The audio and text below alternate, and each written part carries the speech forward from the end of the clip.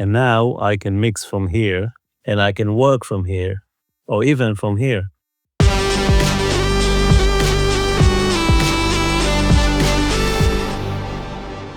Hey, I'm Yoad. Welcome to my studio. Today, I'll be reviewing IK Multimedia's ARC on-ear. This is a D2A converter, a headphones amplifier, and a speaker simulator on headphones. This is not a sponsored video. IK Multimedia sent me this device, and I was very intrigued since I've been involved in the development of a very similar device, albeit in a software form, which is the Waves NX. With software-based speaker simulators and room simulators on headphones, you have to insert the processor onto your master channel in your DAW in order to get the effect. And that means that unless you're using something like SoundGrid Studio or LV1 or Ginger Audio Sphere or something like that that can run plugins independent of the DAW, you can only hear what the session is playing. So if you want to listen to some references on Spotify or any other program, that is kind of complicated to achieve. The other thing is you have to remember to bypass the plugin when you bounce your session. Here we have a very similar process, but in hardware form, which means that everything is packed within this little unit, and it allows us to experience what we call externalization on headphones. And that tricks our brain to believing that what we're hearing isn't coming from a speaker that is attached to our ears, but rather from a space which surrounds us. And there are two aspects for this. One is the spatial effect, which means that we're not hearing the signal one from here and one from here in 180 degrees, but rather in 60 degrees, which is more natural. And this is how we perceive music when we sit in front of speakers. And in order to enhance this externalization experience, we also have some early reflections which simulate a room environment, most commonly a control room environment. Now let's talk about the hardware. So here we have a very sturdy yet small little device. It feels great. I love the design. And we only have 3 buttons here. We'll talk about them later. We have a USB input, which connects to the computer, and that tells the computer that this is a D2A device or an audio device. So this becomes our sound card, if you like. The other thing we have here is an analog input. So this unit can work as a standalone. It doesn't require a connection to the computer, and I can connect an analog device and still benefit from the speaker simulation, the room simulation, and the headphones curve correction. I like the fact that this is a proper jack socket and not a mini plug. It's not a very light device, but it packs a power amplifier and a battery that lasts for 4 hours of independent playing. Obviously, it gets charged by the USB. Here we have an on-off switch, and that's pretty much it. The ARC on-ear comes in this pack, which contains the USB cable and an analog cable, so you can plug it straight into the analog input. And again, the outlet could be either a 1/4-inch jack or a mini plug. This is quite convenient. I like the color and the kind of length of these leads because they pack easily into the case and you're good to go.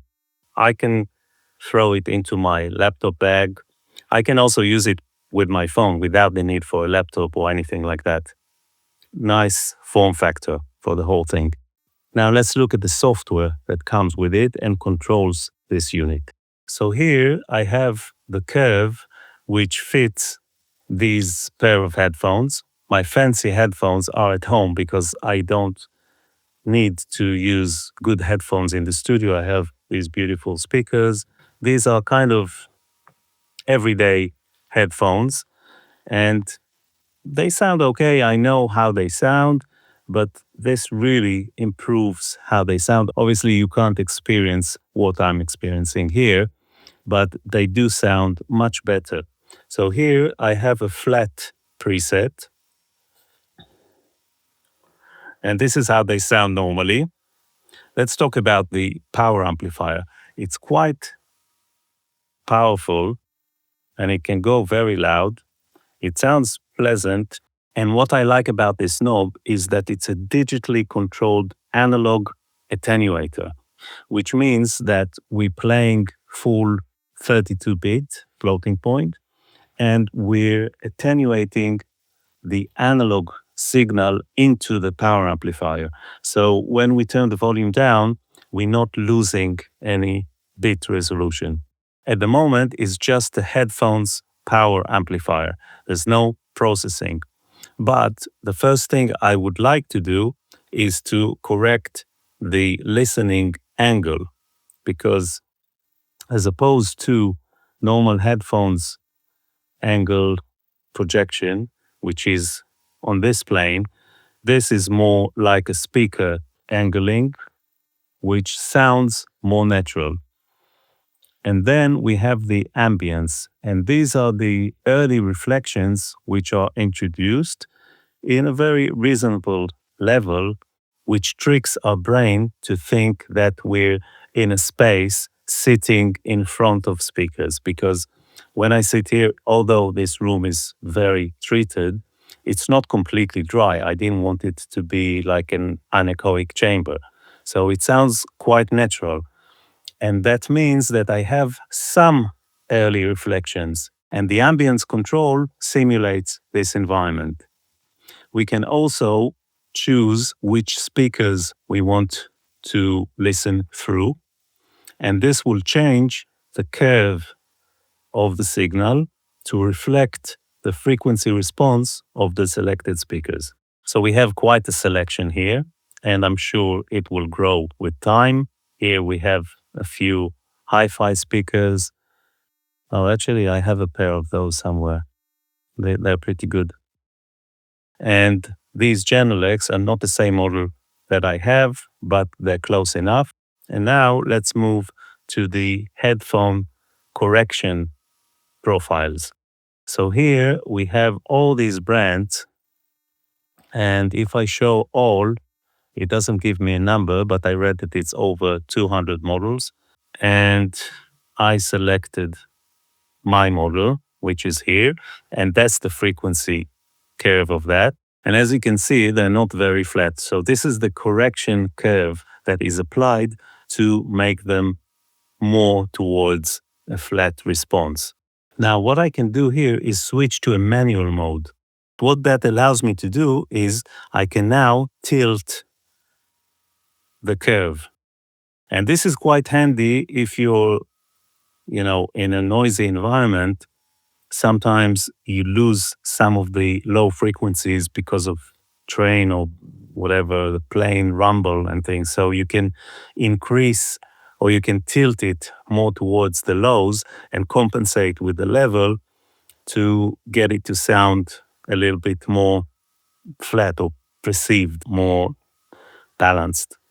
Now here I can select what the function button on the unit will do. So I can choose to make the signal mono, dim, mute, LED off, play and pause, virtual speaker on off, and phase align.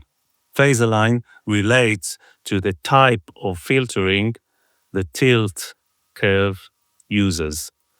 And when I'm phase aligned, I believe that there's some latency introduced. I haven't measured it, but when I want to overdub and use this as a recording headphone setup, I would probably not want to use the phase align. And that's basically it. We have 5 presets which are stored in the unit itself. At this point, I couldn't figure out how to switch between the different presets. There's no dedicated button for that, but I'm sure it will become available during one of the next firmware updates, utilizing one of the 3 knobs here, or maybe a combination of them. So all in all, I quite like that little unit. It's cute. It doesn't take too much space. I think I'm going to risk it and just throw it in the laptop bag without the case. It looks pretty sturdy, I have to say, and it feels quite nice. It's not something to carry in your pocket. It's a bit too bulky for that, but in a laptop bag, absolutely. I hope you enjoyed this video. If you did, you know what to do, and I will see you on the next one.